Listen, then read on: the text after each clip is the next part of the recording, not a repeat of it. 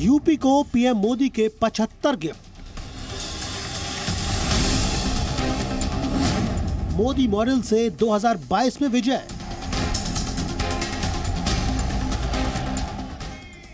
PM Modi जब भी UP आते हैं तो यूपी के लिए कोई ना कोई तोहफा जरूर लाते हैं और इस बार तो प्रधानमंत्री यूपी को 1, 2 या 10 नहीं बल्कि 75 गिफ्ट देने वाले हैं।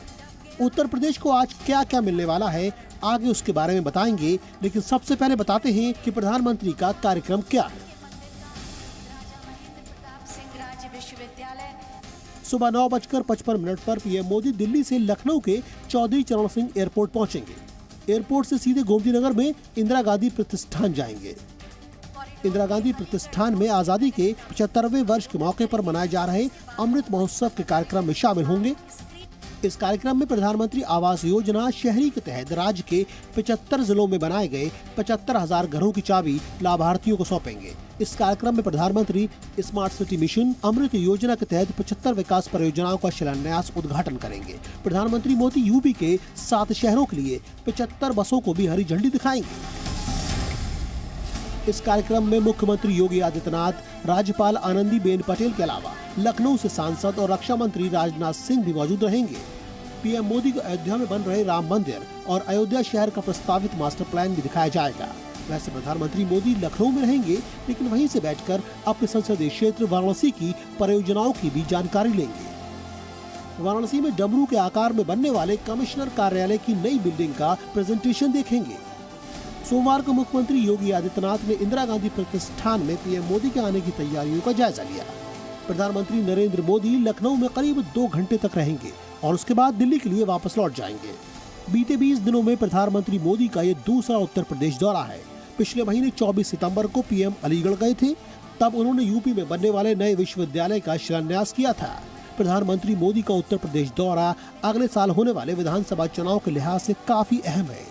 पिछले कुछ सालों में केंद्र और योगी सरकार ने यूपी के लिए जो भी परियोजनाएं शुरू की थी, उनमें से ज्यादातर अब पूरी होने जा रही हैं। ऐसे में माना जा रहा है कि अगले कुछ महीनों तक यूपी में परियोजनाओं के उद्घाटन और शिलान्यास का सिलसिला चलता रहेगा। इसी विकास मॉडल के दम पर बीजेपी 2022 में सत्ता में बने रहने की कोशिश करेगी। विशाल पांडे, जी मीडिया, लखनऊ। विशाल पांडे मेरे सहयोगी, सबसे पहले उनका रुख करते हैं। विशाल, प्रधानमंत्री लखनऊ पहुंच चुके हैं। आज का कार्यक्रम काफी व्यस्त रहने वाला है और उत्तर प्रदेश के लिए कई बड़ी सौगात इस कार्यक्रम में होंगी। बिल्कुल विशाल, प्रधानमंत्री नरेंद्र मोदी इस वक्त लखनऊ पहुंच चुके हैं और पिछले 3 महीने में उनका ये तीसरा उत्तर प्रदेश का दौरा है और आज यूपी की राजधानी लखनऊ में पीएम मोदी लगभग 3 घंटे मौजूद रहेंगे। ये अर्बन इंडिया कॉन्क्लेव का आयोजन किया जा रहा है लखनऊ में, जो कि 5 अक्टूबर से 7 अक्टूबर तक चलेगा, जिसकी शुरुआत आज पीएम मोदी के हाथों होगी। इसमें आज प्रधानमंत्री नरेंद्र मोदी उत्तर प्रदेश को लगभग 4,700 करोड़ की परियोजनाओं का लोकार्पण और शिलान्यास करेंगे। इसके साथ ही साथ इस पूरे कार्यक्रम की थीम 75 रखी गई है, क्योंकि आज़ादी की 75वीं वर्षगांठ है। तो इसके लिए 75,000 लोगों को आवास की चाबी दी जाएगी डिजिटल तौर पर, जो कि प्रधानमंत्री शहरी आवास योजना के तहत बनाए गए हैं। यूपी के अलग अलग जिलों में 75,000 आवास। इसके अलावा 75 ही परियोजनाओं का लोकार्पण और शिलान्यास पीएम मोदी के द्वारा होगा। 75 बसें रवाना की जाएंगी पीएम मोदी के जरिए 7 शहरों के लिए उत्तर प्रदेश के। तो कुल मिलाकर देखें, प्रधानमंत्री नरेंद्र मोदी का ये जो पूरा दौरा है शहरी विकास योजनाओं से संबंधित है। जो काम यहाँ पर जो नगर विकास है उसकी तरफ से किया गया है, स्मार्ट सिटी को लेकर उन सब का एक पैवेलियन भी यहाँ पर लगेगा और देश भर से जो शहरी विकास से जुड़े लोग हैं वो यहाँ पर। ठीक है विशाल, आपके पास हम लौटेंगे। अनिल सिंह हमारे साथ भारतीय जनता पार्टी से हैं, आशुतोष वर्मा पटेल समाजवादी पार्टी से हैं, रॉय तपन भारतीय वरिष्ठ पत्रकार हमारे साथ जुड़ रहे हैं। अनिला जी, अच्छा लग रहा है देखकर कि आज विकास के एजेंडे की और डेवलपमेंट की बात हो रही है, क्योंकि आमतौर पर जाति और धर्म की राजनीति इतनी हावी रहती है कि डेवलपमेंट का एजेंडा जो होता है वो चुनाव आते आते पीछे रह जाता है। लेकिन आज मैं देख रहा हूं कि 4700 करोड़ की 75 विकास परियोजनाओं का उद्घाटन है, शिलान्यास है, 75,000 लोगों को घर मिलने जा रहा है। ये विकास के एजेंडे पर चलने की बात हुई चुनाव से ठीक पहले। नहीं, बिल्कुल ऐसी बात नहीं है विशाल जी। अगर मैं भारतीय जनता पार्टी की मैं बात करती हूँ तो निरंतर जो है हम विकास के कार्य कर रहे हैं, निरंतर विकास के कार्य कर रहे हैं। इसलिए पता नहीं कितने ही सैकड़ों क्षेत्रों में जो है उत्तर प्रदेश अग्रणी है पूरे भारतवर्ष में। अगर कोई ये कहता है कि नहीं अभी चुनाव से पहले ये परियोजनाओं का उद्घाटन हो रहा है, शिलान्यास हो रहा है, तो आप बता दीजिए कि इतनी सारी अगर परियोजनाओं में हम अग्रणी रहे हैं, मतलब मैं गिनाना शुरू कर दूं, चाहे वो किसान सम्मान निधि हो, इंडिया स्मार्ट सिटीज अवार्ड 2020 हो, चाहे वो उत्पादन हो, शुगर केन का हो, शुगर का हो, एथनॉल का है, सैनिटाइजर का हो, इसमें अव्वल नंबर 1, और गन्ना पेमेंट में अव्वल नंबर 1। सौभाग्य योजना के तहत जो है 1.5 करोड़ बिजली कनेक्शन हमने दिए, उसमें अब हम लोग नंबर 1 है। टॉयलेट कंस्ट्रक्शन में नंबर 1 है। ओडीओएफ बनाने में पूरे प्रदेश को हम नंबर 1 है। सौभाग्य योजना में जैसे मैंने बताया नंबर 1 है। उज्ज्वला योजना में नंबर 1 है। 5 नए एक्सप्रेसवे हम दे रहे हैं, किसी भी राज्य में एक साथ 5 नए एक्सप्रेसवे नहीं दिया जा रहा है, उसमें हम नंबर 1 है। और इतने सारे एयरपोर्ट्स हमारे यहाँ आ रहे हैं, उसमें हम नंबर 1 है। हर जिले में तकरीबन मैं आपको बताऊं 59 डिस्ट्रिक्ट ऐसे हैं जिसमें मेडिकल कॉलेज है, बाकी पीपीपी मॉडल पे हम मेडिकल कॉलेज बना रहे हैं। हाँ, तो ओडीओपी में, एमएसएमई में किसानों का जो डीबीटी के माध्यम से होता है वो सबसे ज्यादा उत्तर प्रदेश की सरकार ने किया है। नॉर्थ इंडिया में सबसे पहला जो है डाटा सेंटर जो है उत्तर प्रदेश में बन रहा है। मनरेगा का दे देखिए कितना अच्छा हमने बढ़ा दिया है। जनधन में सबसे ज्यादा अगर अकाउंट खोले गए हैं तो उत्तर प्रदेश की सरकार ने खुलवाए हैं। अटल पेंशन योजना ले लीजिए, ई टेंडरिंग में जो पूरा प्रोसीजर है वो बिल्कुल ट्रांसपेरेंट और किस तरीके से सही लोगों के हाथ में जा रहा है उसमें अग्रणी है। मतलब अनेकों चीज, ये 2 दिन का काम तो है नहीं ना, निरंतर कार्य किया है भारतीय जनता पार्टी की सरकार ने। और हम जानते हैं कि चाहे वो देश में प्रधानमंत्री नरेंद्र मोदी जी हो और उत्तर प्रदेश में मुख्यमंत्री योगी आदित्यनाथ जी हो, दोनों किस प्रकार से कर्मठ रहे हैं, कर्मठ है, दिन रात देश और प्रदेश के लिए कार्य करते हैं। कहते हैं ना, अपना नसीब उन्होंने देश और प्रदेश के नाम लिख दिया है। थोड़ा सा मैं तस्वीरें दिखाऊंगा क्योंकि अब इस कॉन्क्लेव में प्रधानमंत्री पहुंच चुके हैं। उत्तर प्रदेश के मुख्यमंत्री योगी आदित्यनाथ यहां पर हैं, रक्षा मंत्री राजनाथ सिंह यहां पर हैं। तो ऐसे में जरा यहां पर चल क्या रहा है थोड़ा सा इसके बारे में जानकारी दे देते हैं। न्यू अर्बन इंडिया कॉन्क्लेव, ये जो तस्वीर आप देख रहे हैं लखनऊ से प्रधानमंत्री की सीधी तस्वीरें, न्यू अर्बन इंडिया कॉन्क्लेव है। ये लखनऊ से तस्वीर आप देख रहे हैं जहां पर आज उद्घाटन हो रहा है। 7 अक्टूबर तक ये कॉन्क्लेव चलेगा जिसमें प्रधानमंत्री अभी आपको नजर आ रहे हैं। इंदिरा गांधी प्रतिष्ठान में यह कॉन्क्लेव चल रहा है और केंद्र और राज्य सरकार दोनों की तरफ से यहां पर प्रदर्शनी है और केंद्र और राज्य सरकार के अलग अलग पवेलियन आपको यहां पर नजर आएंगे। राज्य सरकार का जो पवेलियन है उसमें अयोध्या के विकास पर फोकस है, पुरानी और नई अयोध्या की रूपरेखा दिखाने पर फोकस किया गया है। आजादी के 75वें वर्ष पर 75 हाउसिंग तकनीकों का यहां पर प्रदर्शन है। 6 और 7 अक्टूबर को सभी लोगों को यहां पर प्रवेश मिलेगा। आज उद्घाटन प्रधानमंत्री के हाथों, फिर 6 और 7 तारीख को सभी लोगों को यहां पर प्रवेश मिलेगा। न्यू अर्बन इंडिया कॉन्क्लेव, इसकी इतनी चर्चा हो रही है, इसमें प्रधानमंत्री आवास योजना को दिखाया गया है, स्वच्छ भारत मिशन को, अमृत मिशन को, स्मार्ट सिटी मिशन को, अर्बन ट्रांसपोर्ट, उसकी यहां पर झलक आपको देखने को मिलेगी। राष्ट्रीय आजीविका मिशन, मेट्रो जो उपलब्धि है उसकी झलक यहां पर मिलेगी। हाउसिंग तकनीकों की यहां पर प्रदर्शनी होगी। और जैसा कि विशाल ने भी आपसे कुछ देर पहले बताया, 4700 करोड़ की योजनाओं का उद्घाटन और शिलान्यास से 75 विकास परियोजनाएं हैं जिनकी यहां पर आपको झलक देखने को मिलेगी और 75,000 लोगों को घर मिलने जा रहा है। रॉय तपन भारती, जो सवाल मेरा पहले था कि चुनाव से ठीक पहले विकास के ही एजेंडे पर चलना और विकास की ही बात करना, यह सबसे अच्छी बात है जो हमें नजर आ रहा है उत्तर प्रदेश में, क्योंकि आमतौर पर हम देखते हैं जाति धर्म की राजनीति हावी रहती है। देखिए, योगी आदित्यनाथ पूरी कोशिश कर रहे हैं कि यूपी में विकास के एजेंडे को हमेशा ऊपर रखा जाए, क्योंकि जितनी तेजी से और तमाम 75 जिलों पर उनकी नजर रहती है वो शायद अब तक मैंने किसी मुख्यमंत्री का कार्यकाल में ऐसा नहीं देखा। अथक मेहनत, लेकिन कई बार होता है कि विपक्षी दल भी अपनी राजनीति को चमकाना चाहती है और विपक्षी दल को कई बार मौका भी मिल जाता है। तो किसान आंदोलन और तमाम मुद्दों के बीच में योगी आदित्यनाथ कुछ करना चाहते हैं। उसमें एक अच्छी बात क्या है विशाल कल्ला जी, कि यूपी की इकोनॉमी में भी सुधार आ रहा है। योगी आदित्यनाथ 4.5 लाख करोड़ रुपए का जो बजट था हमारे यूपी का, उसको 5 लाख करोड़ से भी ऊपर वो ले जाने में कामयाब हो गए। तो एक तो बड़ी कामयाबी उनको ये मिली। इधर पिछले 1-2 साल से जीएसटी में भी जो उल्लेखनीय सुधार आया है, तो सरकार के पास खजाने में पैसे आ रहे हैं, पेट्रोल के भी पैसे आ रहे हैं, जीएसटी के भी पैसे आ रहे हैं, तो वो कहीं ना कहीं विकास में दिखना चाहिए।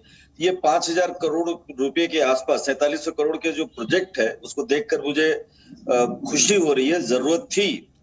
लेकिन कुछ चीजें ऐसी हैं जिसको लेकर मुझे लगता है कि योगी आदित्यनाथ स्वयं चिंतित हैं। 5 हाईवे की बात अनिला जी ने की।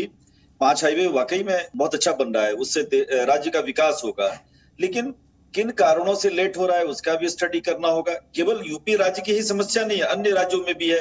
क्या किसान जमीन देने में देरी करते हैं, या इंजीनियर की गलती से देरी होती है, या कॉन्ट्रैक्टर उसमें दोषी है? तो वो हाईवे जो है पिछले आजमगढ़ से लखनऊ की ओर आ रहा है, शायद गोरखपुर से चलेगा, तो वो उस हाईवे के काम का उद्घाटन 15 अगस्त के आसपास करना था। वो बढ़ते बढ़ते वो इस बार भी मैं देख रहा हूं कि इस लिस्ट में नहीं शामिल है। लेकिन अच्छी बात क्या है कि प्रधानमंत्री के एजेंडे में टॉप प्रायोरिटी पर आजादी की 75वीं सालगिरह जो मनाई जा रही है, भारत जो आजाद हुआ 75 साल पहले, उसका जश्न मनाने के लिए तरह तरह के उपक्रम जो किए जा रहे हैं, वो यूपी में मुझे आज बड़ी अच्छी तस्वीर दिख रही है। 75,000 गरीबों को मकान देना, 75 जिलों के लिए काम करना, 75 बसें भी शायद इलेक्ट्रिक बसें आ रही, जिसमें गाजियाबाद शहर भी शामिल है। 7 बसों में इलेक्ट्रिक बसें आ रही हैं। मतलब कि डीजल और डीजल वाली बसों का धीरे धीरे इन शहरों में सफाया हो जाएगा, पॉल्यूशन पर कंट्रोल आएगा। लेकिन दिक्कत क्या है कि केवल योगी आदित्यनाथ जी के अकेले काम करने से राज्य का भला नहीं होगा, उनके मंत्रियों को भी करना होगा। जिस तरह उनके ऊर्जा मंत्री श्रीकांत शर्मा अच्छा काम करते हैं, ऐसे अन्य मंत्रियों को भी काम करना होगा। हेल्थ विभाग के बारे में बहुत अच्छी रिपोर्ट नहीं थी।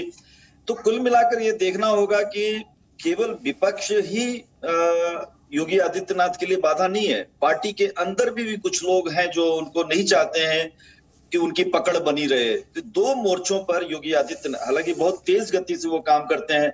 जिस दिन परसों गोरखपुर में जब इसका उद्घाटन ये पाइप के जरिए जो घरों में जो गैस पहुंचाने का जश्न मनाया जा रहा था, बड़े खुश दिखाई पड़ रहे थे मुख्यमंत्री कि कितनी बड़ी योजना गोरखपुर शहर को तोहफे में वो देने जा रहे हैं। मतलब घर घर गैस कनेक्शन पाइपलाइन के जरिए, जो दिल्ली में, गाजियाबाद में, गुड़गांव में सुलभ है, वो वहां मिलने जा रहा था। इसी बीच में लखीमपुर से जब घटना की खबर आती है तो बड़े उदास हो गए।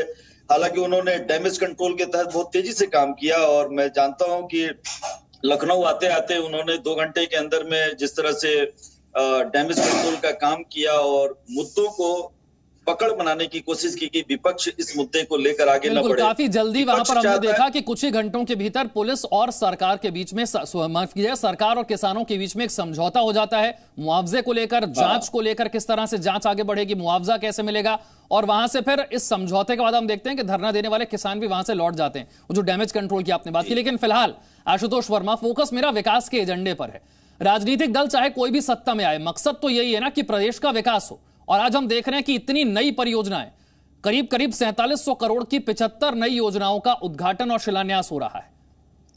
जी विकास जी, मुझे लगता है कि उत्तर प्रदेश का 4 साल में कितना विकास किया है, पिछले हफ्ते योगी आदित्यनाथ ने अपने अखबारों के थ्रू, प्रचार के थ्रू बताया था, जिसमें कलकत्ता का फ्लाईओवर और अमेरिका की चिमनियों को दिखाया था। मुझे बड़ा अफसोस हो रहा है कि किसानों की हत्या कर दी गई है, विपक्ष की आवाज दबाने के लिए पहरे लगा दिए गए हैं, किसानों के परिजन चीख पुकार कर रहे हैं, लखीमपुर खीरी में मातम पसरा हुआ है, और प्रधानमंत्री जी आज अमृत महोत्सव की शुरुआत कर रहे हैं। क्या यह महोत्सव मनाने का समय था?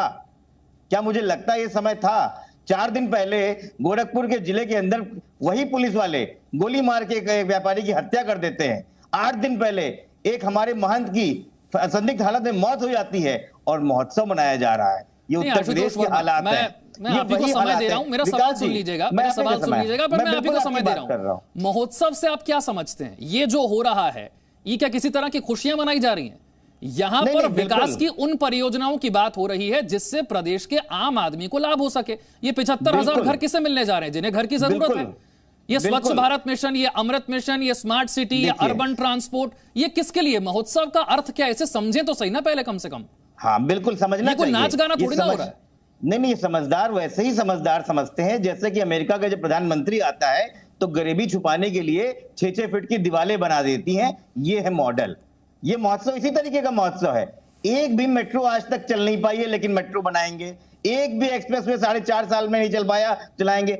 मात्र 2.5 महीने रह गए आचार संहिता लागू होने की उत्तर प्रदेश में, मात्र 2.5 महीने, और योगी सरकार ने बड़ा कमाल कर दिया है। लगातार दंगे से पूरा प्रदेश जल रहा है, लगातार जो है वारदातें हो रही हैं। विपक्ष को लगातार कैद किया जा रहा है और महोत्सव बनाया जा रहा है। ये महोत्सव, ये लोकतंत्र जिसको भारतीय जनता पार्टी झूठे वादों की तरीके से, झूठे अखबारों की तरीके से, और सबसे ज्यादा फायदा तो प्रचार वालों को हो रहा है। आप देखिए पूरी सरकार प्रचार पे चल रही है। एक सेकंड, मैं आपकी इतनी लंबी बात सुन रहा हूं। लखीमपुर तो कल पूरा दिन इस पर चर्चा हुई है, मैं मना कहां कर रहा हूं उस पर। मैं आपसे कह रहा हूं, अगर प्रदेश के किसी हिस्से में कोई घटना होती है, पुलिस जाकर सरकार के साथ किसान समझौता करते हैं, जांच का भरोसा देता है, किसान मान भी जाते हैं, तो इसका अर्थ यह है कि प्रदेश के अगर किसी कोने में कोई घटना हुई है तो सारे प्रदेश की विकास योजनाओं को रोक दिया जाए क्योंकि एक घटना हुई। नहीं, बिल्कुल क्या आप ये कहना चाहते हैं? लेकिन वो प्रधानमंत्री जो कभी फिल्म स्टारों के वहां पार्टी में चले जाते हैं, जो मोर के साथ बैठ के फोटो खिंचवा लेते हैं, वो एक शब्द किसानों के लिए तो बोल सकते हैं। आशुतोष जी, आलोचना अपनी जगह पर है, ठीक है, मैं समझता हूं, मैं समझता हूं आप आलोचना करना चाहते हैं, मैं समझता हूं, उसमें मना ही नहीं। अनिला सिंह जी, आलोचना बिल्कुल होनी चाहिए, लेकिन मेरा मानना है कि राजनीतिक दल कोई भी सत्ता में हो, मकसद तो प्रदेश का और देश का विकास है ना। और जहां देश के विकास की, प्रदेश के विकास की बात हो रही है, वहां खुलकर साथ आना चाहिए। जिन लोगों के लिए परियोजनाएं हैं वो तो प्रदेश के आम लोग हैं, उन्हीं के लिए तो ये महोत्सव है सच्चे अर्थों में। पर ये लोग नहीं समझेंगे ना विशाल जी, इनके लिए तो महोत्सव का अर्थ होता है सफाई महोत्सव। जब मुंबई से कलाकारों को बुलाकर यहाँ कार्यक्रम कराते हैं, यानी कि महाराष्ट्र से मुंबई के जो फिल्म सिटी के लोग हैं वहां से बुला के ये सफाई महोत्सव में कार्यक्रम कराते हैं, इनके लिए वही महोत्सव होता है। इनके लिए विकास का मतलब कुछ होता ही नहीं है। हाँ, यहाँ पर मैं ये कहती हूँ कि उत्तर प्रदेश में योगी आदित्यनाथ जी के नेतृत्व में जिस प्रकार का कार्य हुआ है, चाहे वो किसान हो जिनको भरपूर फसल मिली है और हर खेत को पानी और हर घर में नल पहुंचाया है। किसने पहुंचाया है? माफिया बिल्कुल चूर चूर हो गया है। भय से वो दूर दूर भागता है। उत्तर प्रदेश ने किसने किया है? अखिलेश यादव ने किया है या योगी आदित्यनाथ जी ने किया है? कोरोना के समय किस प्रकार से, एक सेकंड मैं बीच में नहीं गोली मार रही है कोरोना, एक सेकंड आशुतोष जी, बीच में नहीं बोलिए, के हाथ में भेजा जाता है। शर्मानी चाहिए कहते हुए, शर्मा माफिया खुलेआम घूम रहे हैं, खुलेआम वारदातें कर रहे हैं और आप बता रही माफिया खत्म हो गया। कौन सा तरीका है? जिस पुलिस ने गोली मारी उसी वही पुलिस पोस्टमार्टम कर रही है और वही पुलिस जो है वहां पे वो जाके पहरा दे रही है।